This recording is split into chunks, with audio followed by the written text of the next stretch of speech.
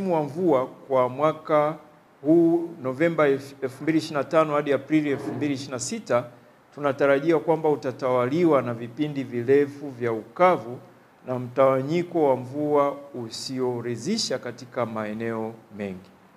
Sasa ufuatao ni tathmini ya athari na ushauri ambao umechakatwa kwa pamoja na wataalamu bingwa wa Mamlaka ya Hali ya Hewa na wadau katika sekta mbalimbali.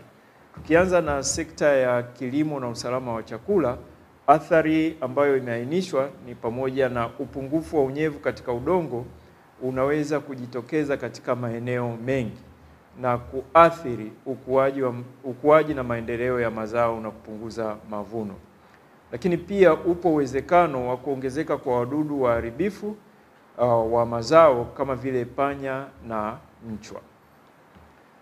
Ushauri ambao tumeutoa ni wakulima wanashauriwa kuandaa mashamba kwa wakati, kupanda, kupalilia pembejeo husika kwa kuzingatia hali ya unyevu katika udongo.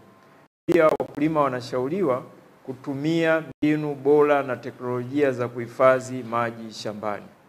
Wakulima wanashauriwa kutumia taarifa sahihi kutoka kwa maafisa ugani katika kuchagua mbegu na zao sahihi kulingana na mwelekeo wa msimu kama ambavyo tumeeleza.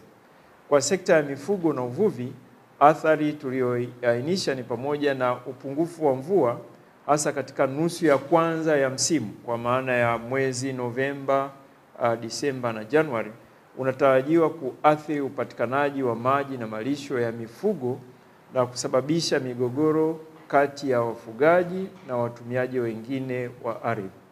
Tunashauri wafugaji kuweka na kutekeleza mipango bora ya matumizi na uhifadhi wa maji pamoja na vyakula vya mifugo.